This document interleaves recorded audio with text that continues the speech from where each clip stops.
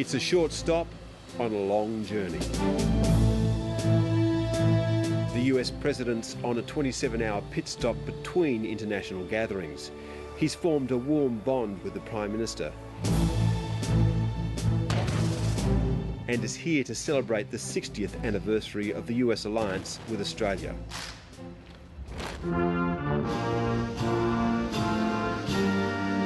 And herald a new direction. The United States is stepping up its commitment to the entire Asia Pacific. In this work, we're deeply grateful for our alliance with Australia and the leadership role that it plays, as it has been for 6 decades. Our alliance is going to be indispensable to our shared future, the security we need and the prosperity that we seek, not only in this region but around the world. Next year, 250 Marines will arrive to spend 6 months living and training in the Northern Territory during the dry season. Their ranks will swell every year until 2017, when there'll be 2,500 in the task force.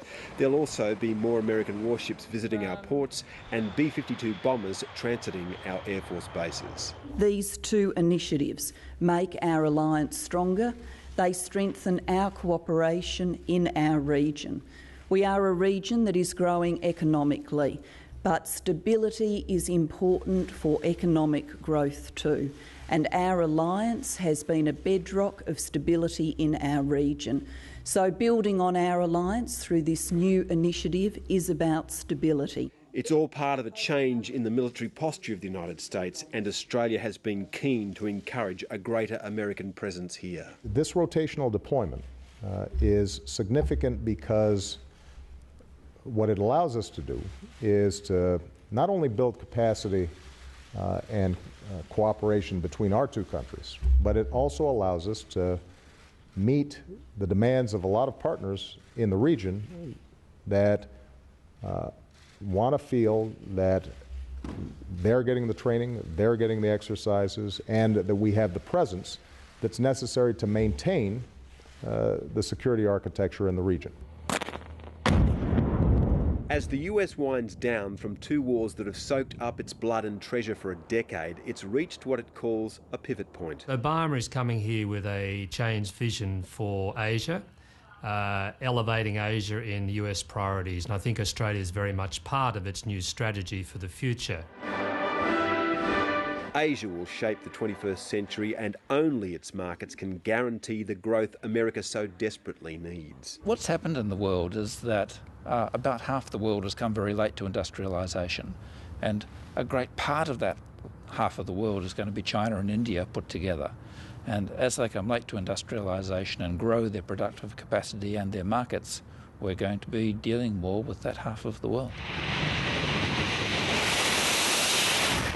America wants to ensure that it remains the preeminent economic and military power in the Asia-Pacific, but it has a rival. The United States and China have a complex but a vital relationship, and that's understood on both sides. This isn't the Cold War. This isn't the era of containment. US Armed Force in the Pacific now is not about containment.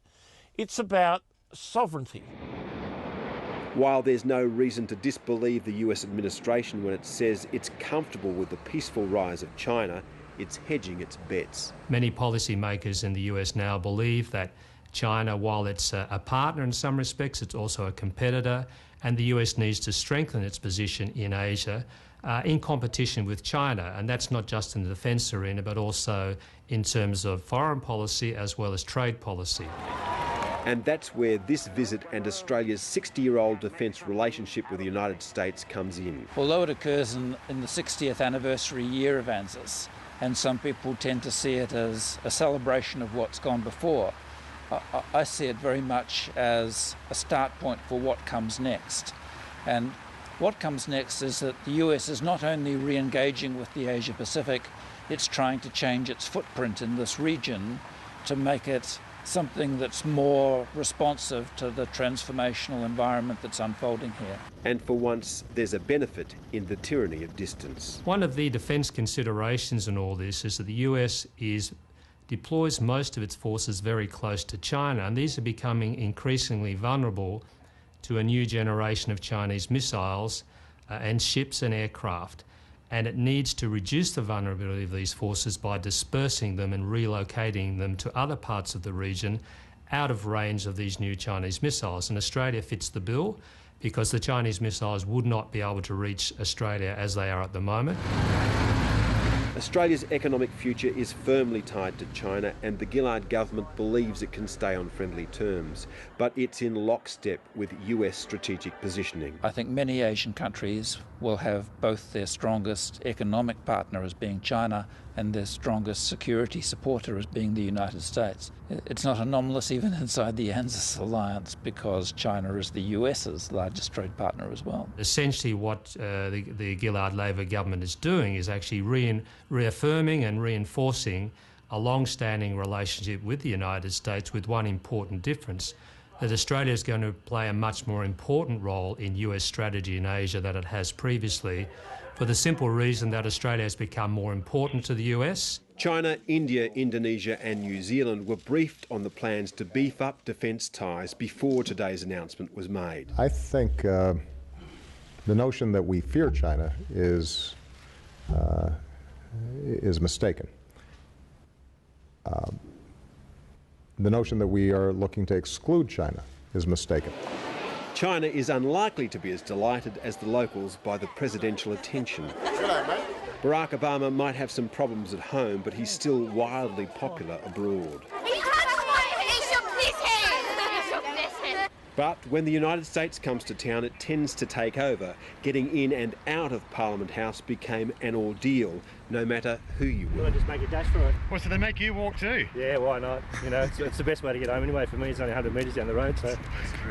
what a wonderful in there, wasn't it? Just amazing. Such a nice bloke. But the presidential visit is unalloyed good news for Julia Gillard. What's been a tough year is ending well for the Prime Minister.